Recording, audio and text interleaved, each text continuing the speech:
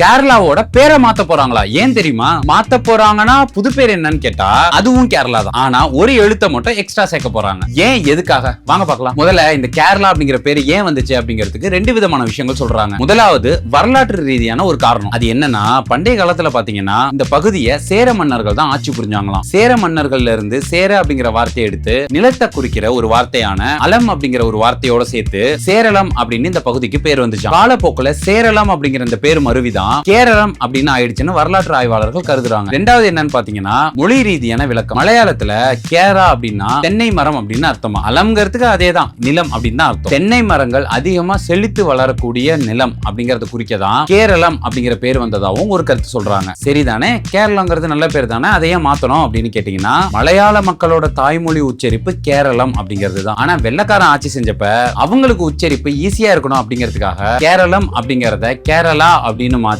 அதிகாரப்பூர்வமா எல்லா இடத்துலயும் பயன்படுத்த ஆரம்பிச்சிட்டான். இதையாச்சும் இப்படி சொல்றாங்க. ஆனா நம்ம தஞ்சாவூரை டாஞ்சூர் அப்படின்னு மாத்தி வச்சிருந்தாங்க. திருச்சிராப்பள்ளிய ட்ரிச்சினோபோலி அப்படின்னு மாத்திருந்தாங்க. திருநெல்வேலிய திண்ணவேலி அப்படின்னு மாத்தி வச்சிருந்தாங்க. அதெல்லாம் கூட பரவாயில்லங்க. தரங்கம்பாடி அப்படின்னு ஒரு அழகான ஊர் இருக்கு. தரங்கம் அப்படின்னா அலைகள் அப்படின்னு அர்த்தம். பாடி அப்படின்னா பாடும் இடம், ஊர், இந்த மாதிரி பொருள் வரும். கடல் அலைகள் எப்போதும் அழகாக சத்தமிட்டு கொண்டே இருக்கும் இடம் அப்படிங்கறத தான் அழகா தரங்கம்பாடின்னு வச்சிருந்தாங்க. அங்க ஆங்கிலேயர்கள் வரதுக்கு முன்னாடியே டென்மார்க் நாட்டை சேர்ந்த டேனிஷ்காரர்கள் வந்துட்டாங்க. அவங்களுக்கு தரங்கம்பாடி அப்படிங்கிற பேரு வாயில நுழையாததால ட்ரங்குபார் அப்படின்னு மாத்திட்டாங்க. இப்ப கேரளாவுக்கு வருவோம். வெள்ளக்கார மாத்தி வச்ச பேர் வேண்டாம், நம்முடைய உண்மையான உச்சரிப்பை கொண்டு வரணும் தான் கேரளா சட்டமன்றத்துல இதுக்கான தீர்மானத்தை நிறைவேற்றி இருக்காங்க. அதோட மத்திய அரசும் இதுக்கு ஒப்புதலும் கொடுத்துருச்சா. இன்னும் நாடாளுமன்றத்துல இதுக்கான நடைமுறைகள் முடிஞ்சிருச்சுன்னா அதிகாரப்பூர்வமாவே கேரளம் அப்படின்னு பேரை மாத்திடுவாங்களாம். அதுக்கப்புறம் எல்லா ஆவணங்கள்லயும் போர்டுகள்லயும் கேரளம் அப்படின்னு தான் இருக்கும்.